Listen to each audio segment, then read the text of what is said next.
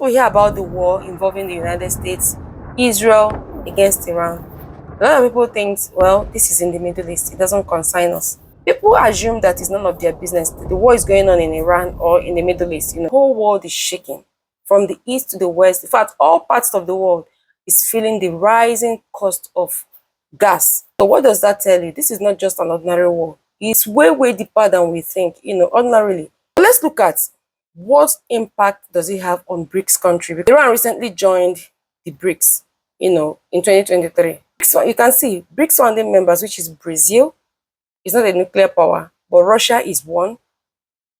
India is also an upcoming nuclear power.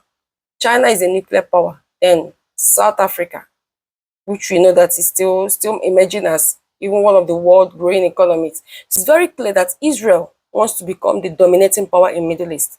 This is a game, a political game that is played by the United States administration to take down the opposing powers. He starts from the little ones. You see, Venezuela, Iran is one of the major suppliers of the energy that the BRICS countries needs to function as a bloc, to form the formidable force they want to use, to form a multipolar world in what we see today in the global politics. But with the taking down of these countries head of state, Venezuela and Iran, what do you think is going on? So you can see the war in Iran is not just a war in Iran. It's affecting the whole of Middle East and the entire global population. It is very obvious that the United States is tackling the powers or the countries that are supplying energy to the BRICS countries. So the ripple effect of this war going on in the Middle East, or in Iran in particular, has been spreading across all parts of the whole world. So you can see, being negative or positive, see, the balance for global power may be entering, in fact, is entering a new phase. And the question is, where does the global south and the BRICS countries stand in all of this? So let's look at it this way. How is this war affecting the global south? The third world countries, especially African countries who are tagged as being the third world countries.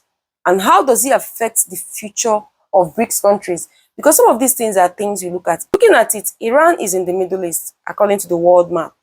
But Iran is also sitting at the most important global energy corridor, the Strait of Hormuz, which is so important. Near Iran lies the Strait of Hormuz, a narrow waterway through which over 1/5 of the world energy or gas passes across every day to be supplied globally.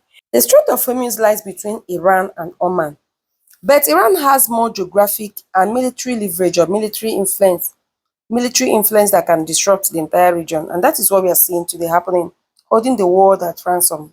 So any little escalation in this region or any little tension sends shock waves all around the world or to the global markets. You can see that the whole world is affected. The whole world is pulled into what is going on.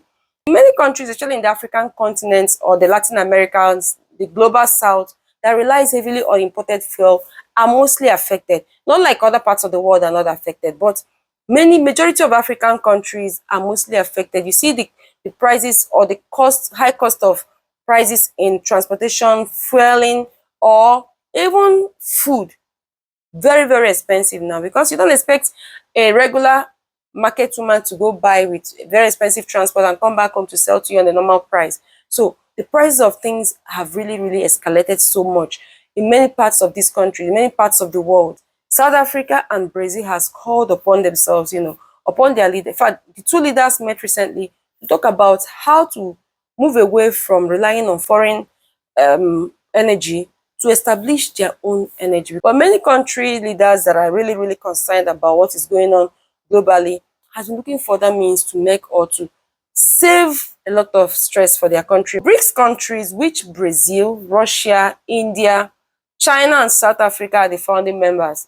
I think they are caught off guard because I'm not sure they are prepared for this war. And being that it's still a new bloc, still forming and finding its feet in the global politics, the BRICS countries are still finding a way to support their own economies first and to keep on building. But we are watching. Definitely we are heading to somewhere. The world political system, the world geopolitical systems, and everything is changing. The Iran war, after this war, the world will never remain the same anymore, because the BRICS countries are bracing up to the challenges they may be facing into what they should be expecting and how they should be better prepared not to be caught off guard. So Iran in this war is fighting alone. Definitely the BRICS countries are learning from it. They're coming out stronger.